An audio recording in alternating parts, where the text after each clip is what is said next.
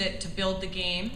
Let's take baby steps. The women don't expect to make millions of dollars. They just want a place they can play competitive elite hockey, and from that, it will build itself into a better product. Arto? Yeah. I don't think it's a relevant question about what level is female hockey as its best, if it's midget or junior or whatever. How often do you compare track and field? Pole vaulting. Take the best pole vaulting guy from the earth and put him on the track. Put the best female on the track. There's a huge difference. They are not running the same hurdles. They're not running the same distances. Swimming is not the same. So I think it's irrelevant comparison about thinking, okay, these girls or these best women are on the level of midget or junior hockey. It's the same in soccer. Bring the best female soccer team in the world. And I bet you can find a junior team from somewhere, from Spain perhaps, who can beat them. So it's not a comparison. Angela? I think what you have to think about our sport.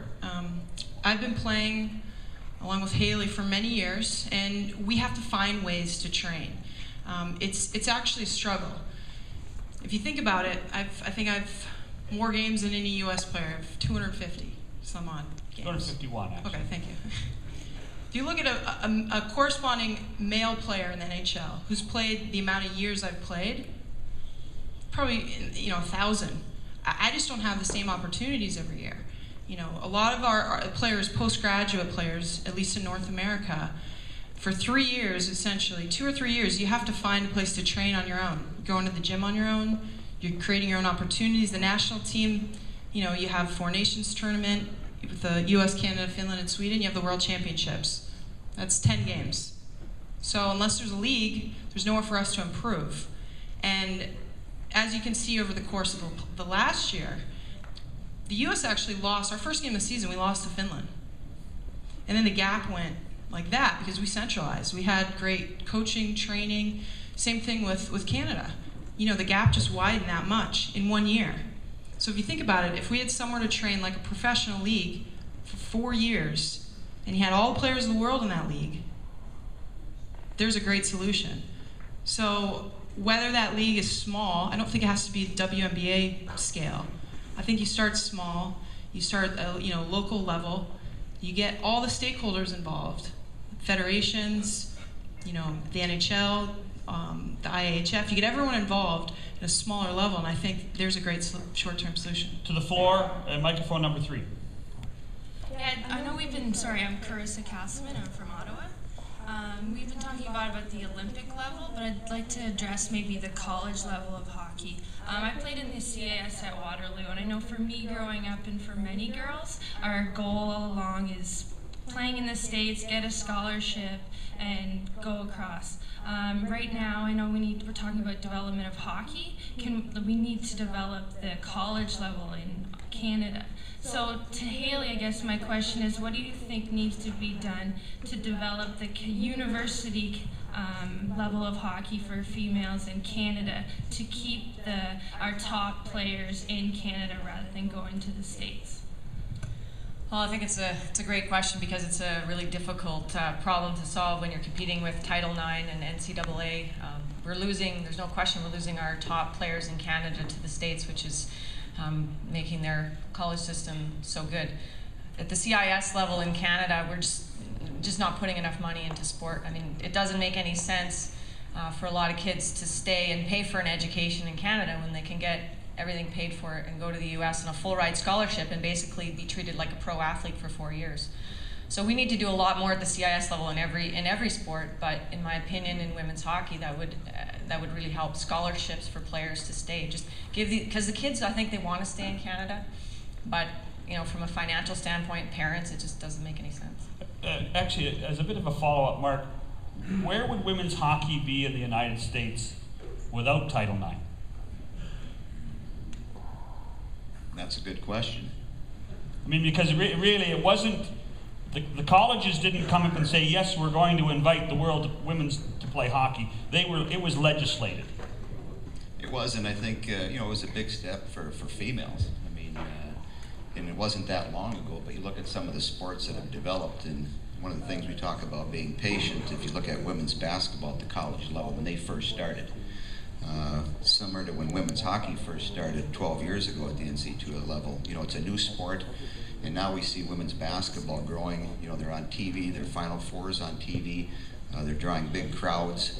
They get good exposure. The one story I like to share is when I first got on the women's side 8 years ago at Wisconsin. We added women's hockey. This would be our 12th year. And obviously, when you bring a new sport into a city, you're going to have some growing pains. And certainly the same thing happens when we developed the women's league at the WCHA level, and we developed the other leagues out east. It all started 12 years ago. And the one thing we talk about this gap. And certainly as coaches, we want to win all our games for the betterment of women's hockey at the university level down in the States. We needed to close that gap. And what we've seen in the last 4 or 5 years is that gap close. And so 6, 7 years ago when Wisconsin was playing Bemidji, you knew the outcome of the game. It wasn't going to be pretty. And last year, Bemidji beat Wisconsin. Bemidji's beat Minnesota. And so games that we could predict several years ago, even out east, you saw it last year, where we do have this parity. It's taken time, it's taken investment, it's taken good coaching, and most importantly, it's taken the university's ability to put money into their program. And as we've seen all those things come together, we've seen the top and the bottom close. And I think that's similar to what we need to do and have happen on the international scene. As we invest into our future, as we invest into girls and women's hockey at the grassroots level, we will see this gap close. I've witnessed it, to compare women's hockey to junior A, AAA midget, I don't think we need to go down that path. I think we have a product. And what is the product showing us? So if I'm running a company and it's ice hockey, and I have this product that I've seen over the last 6, 7, 8 years consistently grow 3, 4, 5, 6% every year, I'm pretty excited about that product. I want to put a little research into it. I want to develop it a little bit more because, as Arto says, here we have this stock. Well, the stock's growing in women's hockey. Well, we need to invest because we're just tapping the surface. The exposure that we've been given it has helped it grow, but we need to continue to grow. And as we put money into it, I think we get more young ladies and more females involved. And as we develop the base, and we get closer to the top of the pyramid, it's certainly going to increase. And so from a fan standpoint, when I took over 8 years ago, we were getting 600, 700 people to our game.